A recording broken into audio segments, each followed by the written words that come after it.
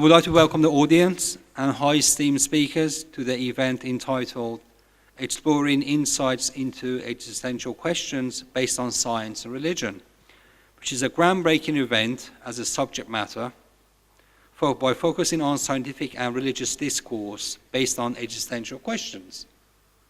The word existential combines the two words existence and essence, and this informs us that the existential questions are questions concerning the essence of what it means to be alive.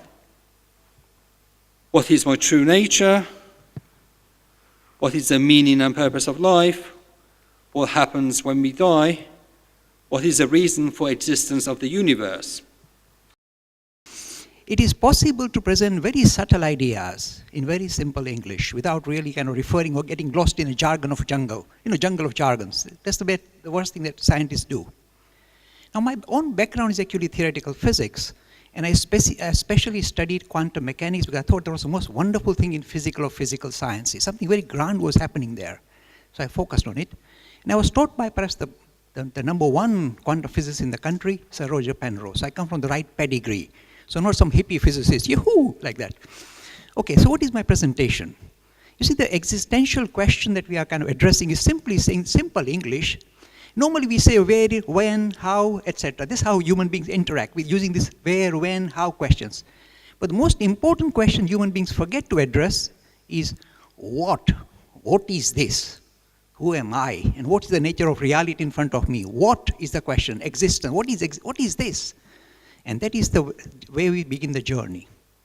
Now, before I start the journey saying, what the heck is all this about? Who is this? What is going on? And so I studied math, physics, and chemistry, and then I did a degree in math and physics at university, and then I did a PhD in theoretical physics, because I was fascinated by what it was all about. And you're absolutely right that Einstein had a difficulty with quantum mechanics. He said God doesn't play dice with the universe. And then I studied chaos theory, which says that not only does God play dice, but they're loaded. That's the next step. After we had relativity theory, and then quantum mechanics, then chaos theory.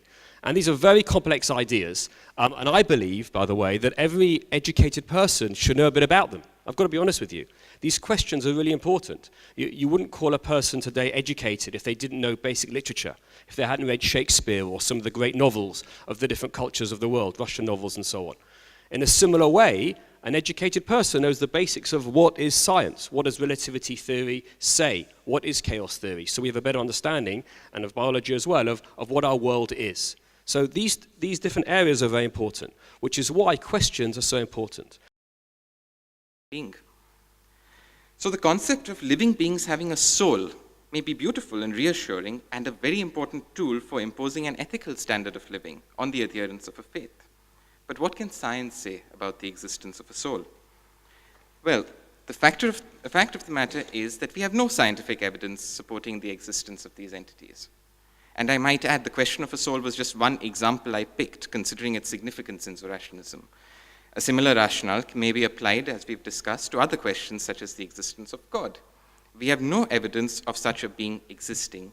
If indeed there is a creator, he is an excellent experimentalist who leaves his subjects undisturbed. Now, religion and science are both philosophies, different in outlook and approach, but philosophies nevertheless. Note here that I'm referring to the definition of philosophy that I've picked up from Teichmann and Evans as the study of problems concerned with the nature of existence, knowledge, morality, reason, and human purpose. Religion has various advantages in terms of imparting a moral and ethical standard of living to its followers. Different religions also have an assortment of cosmologies and creation myths, and one may marvel at the thought and effort that went into describing these concepts all those thousands of years ago. However, it is also imperative to remember that all this pertains to the pre-scientific era and really should not be taken literally, as we've been discussing, in the face of all the evidence that we've accumulated today. So why do I want to start here? Firstly, because as a person brought up in a religious tradition, I will naturally look at the sacred texts of my tradition to guide me in how I should seek God, behave in this world, and do the very things which I believe is part of the purpose God has created me for. And that's what we're thinking about today. Of course, I've already made assumptions which some would say are non-scientific, namely that I've been created by God, one, and also that I have been made for a purpose, two. But scientific thinking wants to describe what it can empirically observe and measure. Talking God language is not de facto the purpose of science because it's regarded by some as speculative. But as one speaker's already hinted, we probably need to put in some cautionary warnings here. What scientific theory proposes as fact is often theory. Philosophical theory, I think, is a good way of putting it, even though it may be reasonable theory and based on what the evidence appears to support. Let me start with a small story. When the railroad reached the western coast of America, the huge engine was huffing and puffing at a small village station. And a man brought his little boy to see the engine and the train. And he saw this huge metal thing with steam coming out of all its perforations. And he said to his father, "Dad, this thing will never move." And they were waiting there, and then eventually the whistle went off, and the engine started moving slowly, and it caught speed.